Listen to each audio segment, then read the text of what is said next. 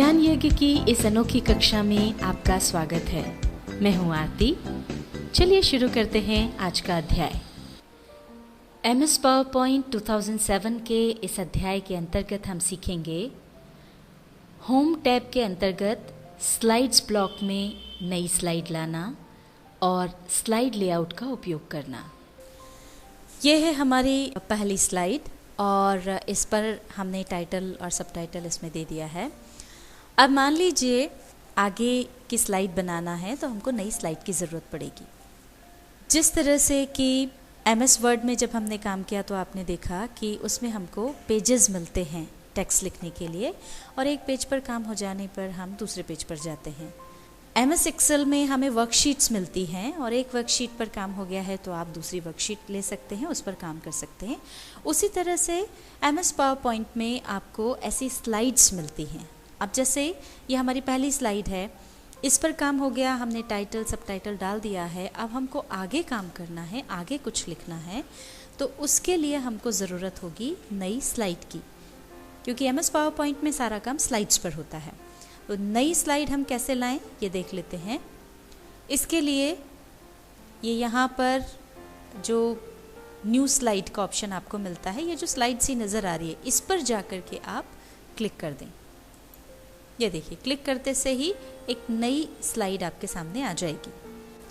जैसा कि अभी हमने आपको बताया कि यहाँ पर न्यू स्लाइड पर जाकर क्लिक करने से ये नई स्लाइड आई।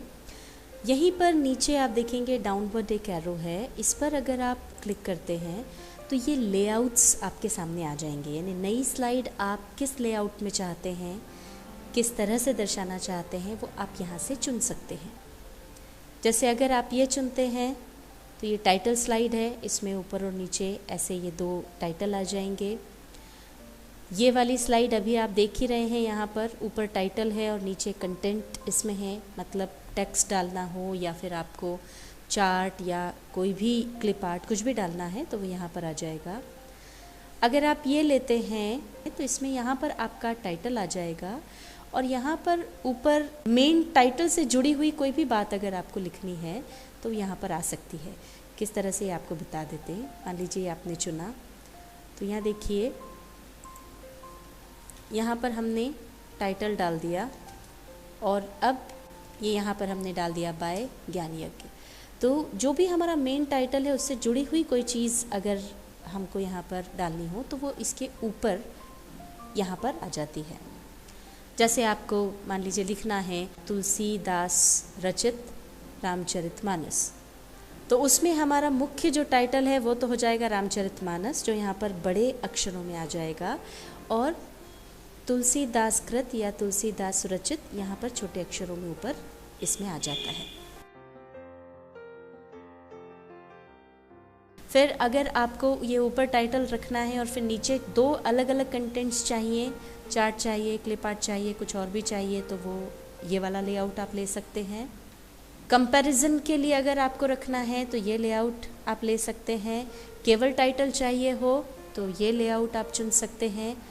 अगर आपको पूरी खाली स्लाइड चाहिए, मतलब आप कुछ भी नहीं चाहते हैं स्लाइड पर, अपने हिसाब से आपको लेआउट तैयार करना है, तो आप ये ब्लैंक ले लें। तो ये देखिए, ये पूरी ब्लैंक आ गई। अब आप इसमें कंटेंट डालें या टेक्स्ट डालें या जो भी डालना है वो आप डाल सकते हैं। इसके बाद कंटेंट विद कैप्शन है, तो ये कंटेंट आ जाएगा, साइड में जो है आप कैप्शन दे सकते हैं।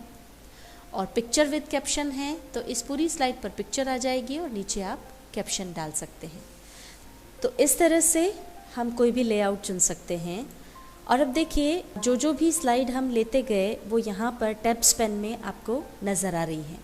और अब इसमें से जो भी स्लाइड पर आप काम करना चाहते हैं, जिस भी स्लाइड पर आप काम करना चाहते हैं, उस पर क्लिक करने से वो स्लाइड यहाँ पर आ जाएगी। ये देखिए, ये पहली स्लाइड आ गई, दूसरी पर क्लिक किया तो ये दूसरी स्लाइड आपके सामने आ गई।